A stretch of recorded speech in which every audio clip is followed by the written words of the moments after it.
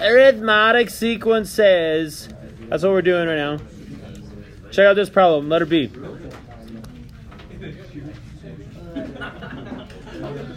Okay, so we have to find the first three terms of this arithmetic sequence, and the challenge is that they only gave us term 7 and term 13. Okay, so they gave us only 7 and 13. I'll show you the way to do this, and then I'll try to explain it and why it works. First thing you're going to want to do, since it's an arithmetic sequence, you want to see, you want to find your common difference. We need our common difference. If we find our common difference, then we can make an nth term. If we find an nth term, like a explicit function that describes each term, then we'll be able to find the first three terms. So first we've got to find our common difference. How are we going to find our common difference? Well, our common difference, we would have to add to 8 a couple of times to get to 6. Well, that's weird. From 8 to 6. What would we add to get to 6? Let's see. So how many times would we have to add it? I guess I'll explain this as I go. Okay, if this is a term 7, and then we have term 13 right here, how many times do we have to add something to get to term 13? 6. 6 times. How'd you guys do that? 1, 2, 3, 4, 5. Oops. 1, 2, 3, 4, 5, 6. If we add it 6 times, we'll get to 13. Yeah. So you went 13 minus 7. You got 6.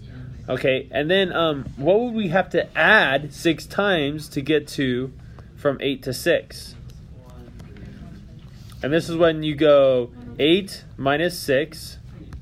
Actually, we should do it this way. We should go 6 minus 8. That would give me -2. So whatever, like if I just went 8 plus -2, I would get to 6. But I'm supposed to add something 6 times. Now, that 6 times should add up to -2. So we're going to take that -2 and then divide that by 6. And what do we get? -1/3. So if you start at 8 and you add -1/3 6 times, you're going to get to 6. You guys got that? Okay, so that is our common difference. Our common difference is -1/3. So can we write our explicit formula, function, explanation, definition? It's a sub n plus, and then we go n minus 1 times the common difference. Do we know the first term? Oh, dang, we don't even know the first term. But we do know the D. Every third number is Right? Okay, now there's other ways you guys can find this first term, but I'm going to show you guys my way. Okay, for my way, did you say it's going to be a long way? Jerk. Okay, I'm going to use this 7 and this 8. The 7th term is 8. So I'm going to put 8 right here. And then I'm going to put my a sub 1 because I don't know what it is. I put a sub n right here. It's stupid. It's supposed to be a sub 1.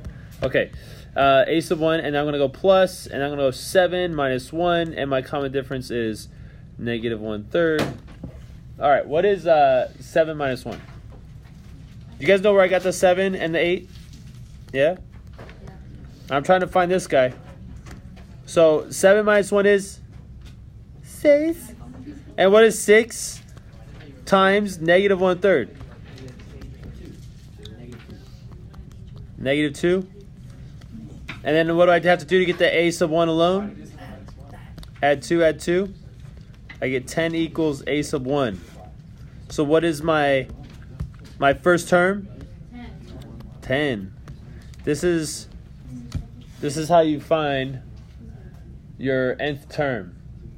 Well, I'm sorry, I'm all over the place here. Let's go back to what it says. It says find the first 3 terms. Well, we know the first term. What's the first term? It is 10. So what would be the term after that? 9 2/3. What would be the term after that? 9 1/3. And that's all we have to do. There's your answer.